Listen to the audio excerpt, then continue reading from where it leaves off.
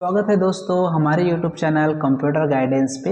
आज हम सीखेंगे स्टूडेंट रिजल्ट शीट क्रिएट करना अर्थात पास व फेल कैटेगरी देना।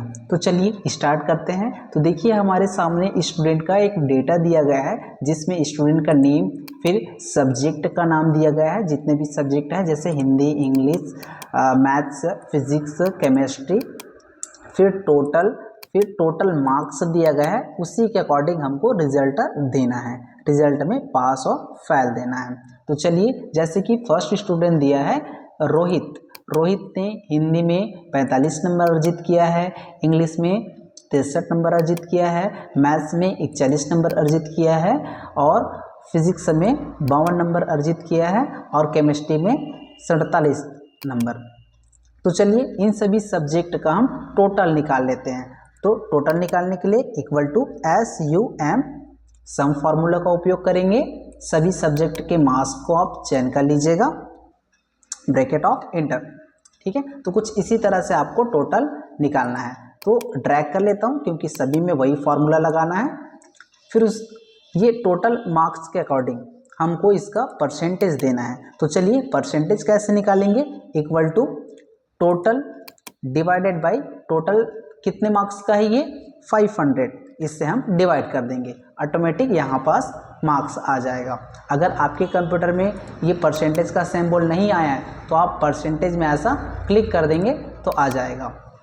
इसको भी आप ड्रैग कर लीजिएगा या एक बार और फार्मूला लगा करके देखते हैं, equal to total divide total marks कितना है 500, इससे आप डिवाइड कर दीजिएगा। देखिए हमारे सामने ये परसेंटेज दिखा करके नहीं आया, इसको भी आप क्या कर लीजिए, परसेंटेज के ऑप्शन में क्लिक कर दीजिएगा, ऑटोमेटिक आ जाएगा।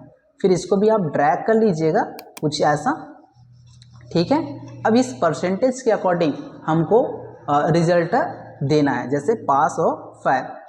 तो सबको पता है जो 33% से ज़्यादा है वो पास रहते हैं और 33% से कम है वो फेल रहते हैं। तो चलिए इसी में एक लॉजिक लगा देते हैं, इफ। लॉजिक कैसे लगाएंगे, इफ फॉर्मूला से हम एक लॉजिक लगाएंगे। चलिए equal to I F tab button.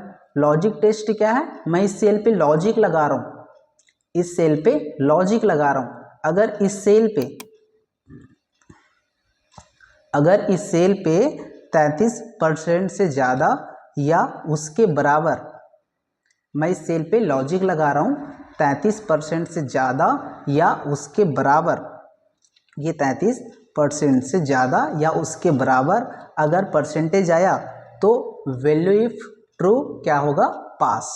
Value if true होगा पास, ये ऐसा। फिर इन्वर्टेड कॉमा ऑफ कर दीजिएगा, कॉमा। अगर मान लीजिए ये मैंने लॉजिक लगाया है वो गलत हो गया, वैल्यू इफ फॉल्स, अर्थात मैंने जो लॉजिक लगाया है वो गलत हो गया, रोहित 33 से ज़्यादा या उसके बराबर अंक नहीं ला पाया, तो क्या होना चाहिए, फेल। तो इन्वर्टेड कॉमा पे फेल लिख दीजिएगा, फेल, इन्वर्टेड कॉमा ऑफ, और ब्रैकेट भी ऑफ कर दीजिए, एंटर कर दीजिएगा। देखिए यहाँ पे पास आया, क्यों आया, क्योंकि यहाँ पे क्या दिया है 50%। ठीक है, मतलब 33 से ज़्यादा है। मान लीजिए इनमें से किसी का 2-3 सब्जेक्ट का मार्क्स कम कर देता हूँ, ऐसे, और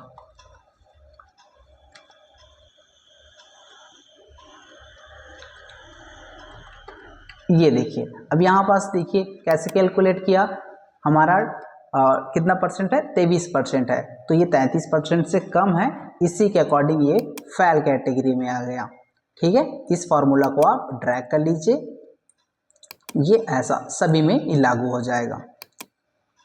तो कुछ इसी तरह से आपको रिजल्ट में पास और फेल के लिए फॉर्मूला जनरेट करना है या क्रिएट करना है। एक बार फॉर्मूला शो कर लेते हैं या फिर से लगा करके बता देते हैं आपको, इक्वल टू क्या है फॉर्मूला, आई इफ टैब बटन, फिर लॉजिक टेस्ट। आप कौन से सेल पे लॉजिक लगा रहे हैं, तो मैं इस सेल पे लॉजिक लगा रहा हूँ। अगर इस सेल पे 33 से ज़्यादा या उसके बराबर, 33% से ज़्यादा या उसके बराबर कोई परसेंटेज आता है तो मेरा अनुमान लगाना सही होगा। अगर मेरा अनुमान लगाना सही होगा तो वैल्यू इफ ट्रू में आप क्या आना चाहिए, पास। तो पास को आप इन्वर्टेड कॉमा के अंदर ऐसा पास लिखेंगे, इन्वर्टेड कॉमा ऑफ भी कर देंगे। फिर कॉमा, अगर मान लीजिए आपने जो लॉजिक लगाया है वो गलत हो गया तो क्या आना चाहिए, फेल। इन्वर्टेड कॉमा ऑफ कीजिए, ये फेल लिख दे, इन्वर्टेड कॉमा ऑफ, ब्रैकेट भी ऑफ कर दीजिएगा, इंटर।